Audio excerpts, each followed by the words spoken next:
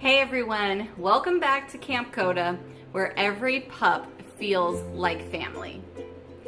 Today we are talking about something super important. What Rover clients really look for when choosing a sitter. And I want to share this not just from the sitter side, but from the pet parent side too. Because before I was sitting, I was looking for a sitter myself for my dog, Koda. And let me tell you, the things I cared about most as an owner are the same things your potential clients are thinking about too.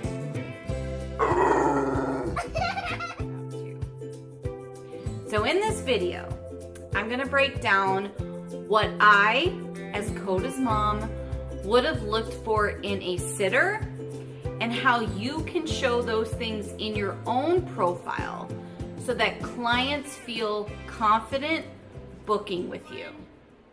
When I was looking for a sitter for Koda, this was the very first thing on my mind. Could I trust this person with my best friend? Would he be safe in their care? Clients are asking themselves that exact question. So make sure that your profile talks about your safety measures.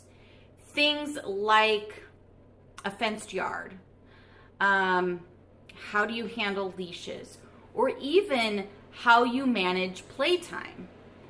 As a pet owner, that's probably would have made me breathe a little bit easier. Next up is communication. As Koda's mom, if I left him with someone, I would have wanted updates. Even just a quick picture to know that he was doing okay. And most pet parents feel the same way. That's why clients pay attention to how responsive you are in messages and whether you mention sending updates. It may seem small, but for an owner who's away and missing their dog, it really means everything. Number 3. Now, this is another big one. Experience and confidence. Now, I didn't need a sitter who was a professional dog trainer, but I wanted to feel like they understood dogs. If someone had said that they grew up with dogs, they volunteered at a shelter, or had experience with different breeds, that would have made me feel like, okay, they can handle Koda if he maybe gets nervous or excited. So share those stories.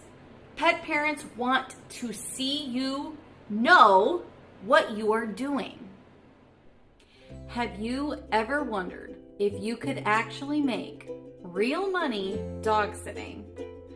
When I first started, I never imagined it could add up to $1,000 a month, but it's absolutely possible, and I want to show you how. That's why I created a free resource called the $1,000 Dog Sitting Blueprint. Inside, I break down simple steps you can take to grow your own pet sitting side hustle into something steady and rewarding. It is completely free. Just click the link in the description and grab your copy today. Because at Kamp Koda, every pup feels like family. And now, pet sitting can support yours too. Number 4 is home environment. So as an owner, I also really cared about the home environment. Where exactly would Koda be spending his time? Was it clean, dog-friendly, safe? I didn't need a luxury setup, but I did want to imagine him curled up somewhere cozy or running around in a secure yard. Clients think the same way. Show your space in photos. Describe how dogs spend their day with you. Because we pet parents are picturing our dogs right there. Another thing that pet parents definitely want to know is how many dogs you watch at once. If I were leaving Koda, I would have asked myself, is he going to be the only dog, or will there be a whole pack there? And of course, every dog is different. Some clients love the idea of having their dog with playmates, while others worry their pup might get overwhelmed and are nervous around other dogs.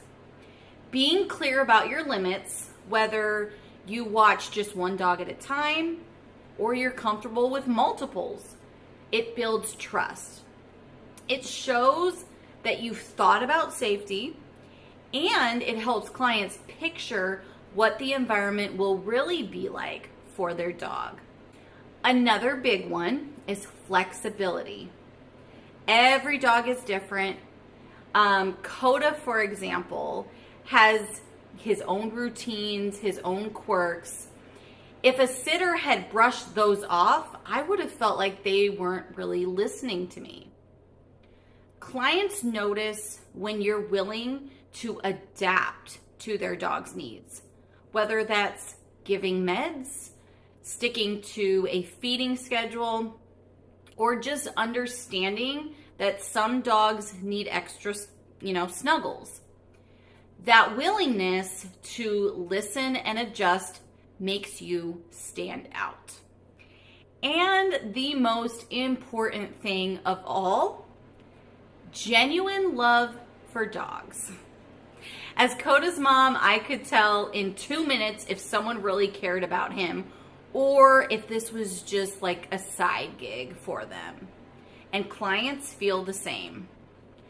Your warmth, your patience, the way you talk about dogs, that's what pet parents are looking for. Because at the end of the day, they want to feel that their pup is loved, not just watched.